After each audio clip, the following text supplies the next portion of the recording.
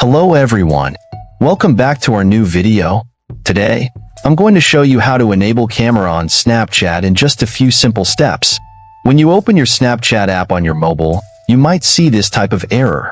To use Snapchat, please allow access to your camera, but don't worry, I'll walk you through a few simple steps to solve this issue. But before we jump into it, don't forget to like this video and subscribe for more helpful tutorials like this. I've also added some useful tools and apps in the description, so be sure to check them. Alright, let's get started.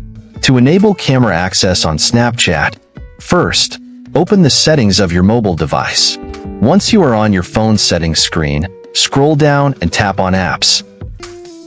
You will see a list of apps installed on your device. Scroll down until you find Snapchat.